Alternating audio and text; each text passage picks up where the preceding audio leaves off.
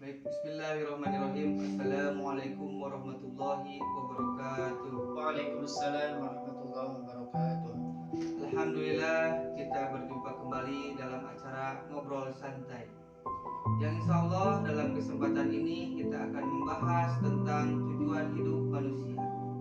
Tentunya Allah Subhanahu wa Ta'ala menciptakan makhluknya termasuk manusia pastilah mempunyai tujuan.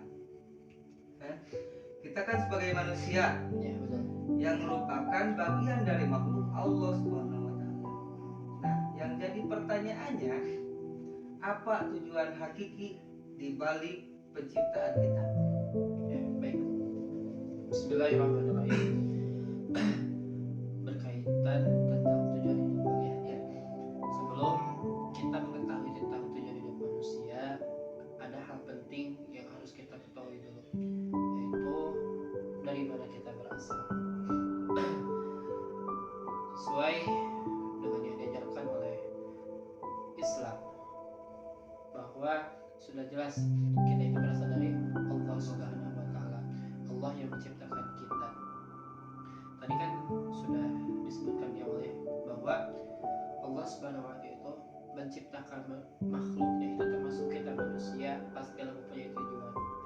Lalu berkaitan tentang tujuan kita diciptakan di dunia ini, yaitu jawabannya ada di Al-Quran sendiri, di surah Az-Zariyat ayat 56. Allah mengatakan, Bismillahirrahmanirrahim, wa ma khalaqatul jinna wal insa illa liya'budun. Kata Allah dalam ayat tersebut, tidaklah aku menciptakan jin dan manusia illa liya'budun, kecuali untuk beribadah kepadaku. Jadi jelas jawabannya untuk apa? Untuk beribadah. Selanjutnya, hal penting harus kita ketahui yaitu akan kemana kita setelah kehidupan ini. Pasti kembali kepada Allah Subhanahu wa Ta'ala. Sebagaimana kan disebutkan dalam kalimat kalimah, inna lillahi wa inna ilaihi raji'un. Sesungguhnya kami adalah milik Allah Subhanahu wa Ta'ala, wa inna ilaihi raji'un, dan sesungguhnya kami juga kepada Allah akan dikembalikan. Seperti itu. Berkaitan kembali kepada yang tadi tentang tujuan hidup manusia itu untuk beribadah. Ibadah ini maknanya sangat luas. Secara singkatnya, bahwa ibadah itu adalah ketundukan kita kepada Allah Subhanahu wa Ta'ala yang menciptakan kita.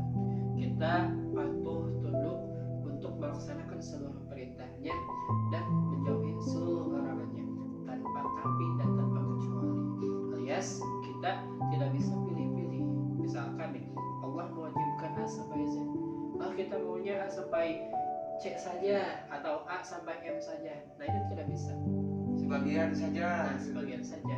Karena Allah menyuruhnya itu seluruh perintah Allah pokoknya wajib dilaksanakan, dan seluruh larangan Allah itu wajib untuk ditinggalkan. Seperti itu kan. Dalam ibadah secara makna singkatnya yaitu, belum lagi ibadah secara luas itu lebih beda lagi. Berarti makna ibadah itu kita tunduk taat kepada Allah Subhanahu wa Ta'ala. Seperti itu.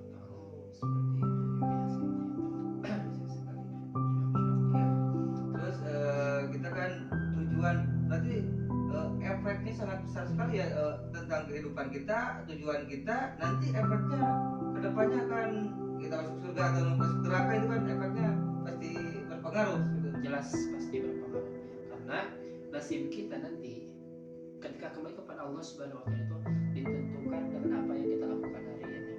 Ketika kita maksimal melakukan amal soleh, maksimal melakukan apa yang diperintahkan Allah, dan kita meraih ridho Allah, maka insya Allah tempat terbaik yang akan kita tempati nanti setelah kembali kepada Allah, yaitu di mana? Di surganya Allah Subhanahu wa Ta'ala. Sebaliknya, ketika amal soleh kita minim dan banyak kesalahan, apalagi unggulnya kesalahan dan tidak ada kebaikan sedikit pun, ini yang paling bahaya. Kita kembali kepada Allah dalam keadaan rugi dan apa? Dan tempat kepulangan kita juga tempat yang paling buruk, yaitu neraka. Seperti itu. Jadi kita dalam pergaulan ataupun ya dalam circle pergaulan kita harus diatur ya tadi. Jelas. Karena kan gini, kan keimanan itu sifatnya naik turun ya, amalnya, Ya. kesemangatannya. Nah, untuk memotivasi kita, memperkuat kita kita menjaga kestabilan keimanan ini, maka perlu lingkungan yang baik, teman yang baik. Maka kenapa Islam menyuruh kita itu untuk bergaul bersama orang-orang soleh itu, yaitu untuk menjaga kestabilan keimanan kita. Bahkan ketika kita down, ketika kita lemah, ada yang mengingatkan seperti itu. Masya Allah. Berarti luas sekali ini Islam ini ya, bukan hanya mengatur tentang ibadah kita kepada Allah, tapi kan perkara yang kita sesama manusianya juga kan diatur ya, muamalah seperti itu. Betul sekali. Bahkan kan ketika dibuktikan ya, ibadah, makna ibadah kan tadi disebutkan luas ya. Ibadah itu ada yang ibadah kita langsung kepada Allah Subhanahu wa taala seperti sholat, saum dan lain sebagainya ya, kita langsung kepada Allah, itu ternyata hanya 10% kamu. Sisanya ibadah yang sisa itu hubungan kita dengan sesama manusia yang sama ini bernilai ibadah.